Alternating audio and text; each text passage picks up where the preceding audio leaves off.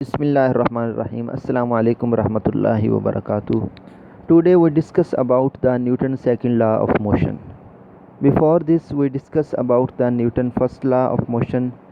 In Newton's first law we say that a body move in continuous motion, move continue to its state of motion, or a body at rest continue to its state of rest in the absence of net force. It means जो Newton first law of motion है वो in the absence of net force work करता है। मतलब जब किसी body पे net force zero है, नेट फोर्स एक्ट नहीं कर रही, तो बॉडी अपनी स्टेट को चेंज नहीं करती, चाहे वो स्टेट रेस्ट की हो चाहे वो मोशन की हो। आज हमने डिस्कस करना है Newton second law of motion. तो Newton second law of motion में क्या होता है कि Newton second law is work in the presence of net force. मतलब नेट फोर्स की मौजूदगी, किसी बॉडी पे नेट फोर्स होगी तो न्यूटन सेकंड लॉ क्या होगा, वैलिड होगा। तो क्या है स्टेटमेंट न्यूटन सेकंड लॉ की? When net force act on a body it produce an acceleration in the direction of net force. The magnitude of this acceleration is directly proportional to the net force and inversely proportional to the mass of the body. So three things are discussed in this statement.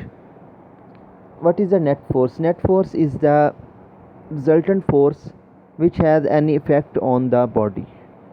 When net force act on a body it produce an acceleration. This is a one things. It means that अगर हम किसी body पे force apply करते हैं तो body क्या करती है, मूव करती है। जब बॉडी मूव करेगी तो क्या होगा, उसकी वेलोसिटी में चेंज आएगी। मतलब पहले वेलोसिटी कम होगी, बाद में वेलोसिटी क्या होगी, ज़्यादा हो जाएगी फोर्स लगने की वजह से। तो क्या होता है जब किसी बॉडी की वेलोसिटी में चेंज आती है तो एक्सेलरेशन प्रोड्यूस होता है। हमने पहले डिस्कस किया है, rate of change of velocity is called acceleration.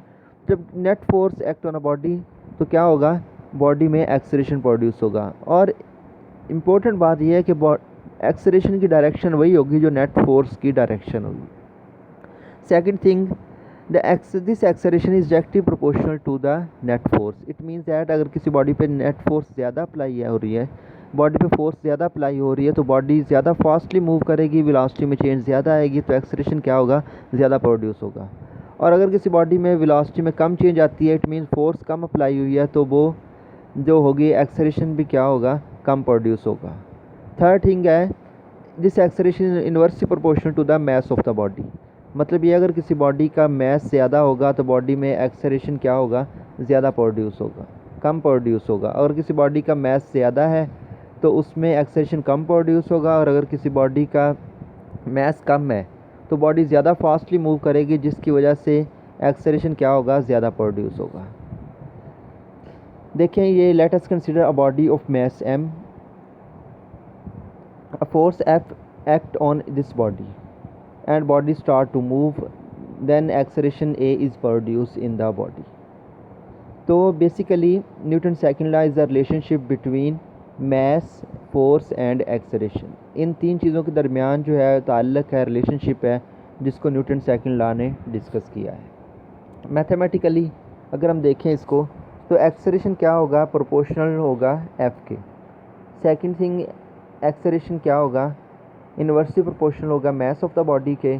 अगर हम इन दोनों को कंबाइन करते हैं तो by combining A proportional to the F over M. And हम इसको रीअरेंज करके ऐसे भी लिख सकते हैं, F proportional to the M A.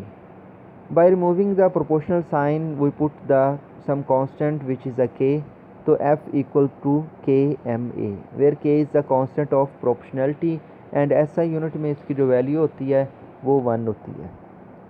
Then अगर हम इसको k की जगह पे 1 पुट करते हैं तो हमारे पास क्या रह जाएगा, simple f is equal to M A रह जाएगा, जो कि मैथमेटिकल फॉर्म है न्यूटन सेकंड लॉ की। न्यूटन सेकंड लॉ का जो मैथमेटिकल फार्मूला है वो क्या है, f is equal to M A. या हम फोर्स की डिफ़ाइन भी कर सकते हैं कि फोर्स क्या होती है, product of mass and acceleration is called force, force के इक्वल होती है। तो ये जब फोर्स का फार्मूला है तो हम यहाँ से फोर्स के यूनिट को भी ड्राइव कर सकते हैं। तो मैस का यूनिट हमें पता है, हमारे पास मैस का यूनिट क्या होता है, किलोग्राम होता है, और एक्सेलरेशन का यूनिट क्या होता है, मीटर पर सेकंड स्क्वायर होता है। तो इन दोनों को मिलाएं तो हमारे पास जो फोर्स का यूनिट बनता है वो क्या बनता है, किलोग्राम मीटर पर सेकंड स्क्वायर। इसका स्पेशल नेम है किलोग्राम मीटर पर सेकंड स्क्वायर का, जिसे न्यूटन बोलते हैं। तो फोर्स के यूनिट को हम डिफ़ाइन ऐसे कर सकते हैं 1 Newton is the force that move a body of 1 kilogram with acceleration of 1 metre पर सेकंड स्क्वायर। इसका मतलब है हमारे पास जो 1 न्यूटन होगा वो किसके इक्वल होगा, 1 किलोग्राम मीटर पर सेकंड स्क्वायर के। ये था बच्चों आपका आज का लेक्चर। उम्मीद है आपको समझ आई होगी। अगर आपके जहन में कोई क्वेश्चन हो, आपको समझ ना आई हो, तो आप मुझसे मैसेज करके, कमेंट करके आप पूछ सकते हैं। थैंक्स। अल्लाह हाफिज़।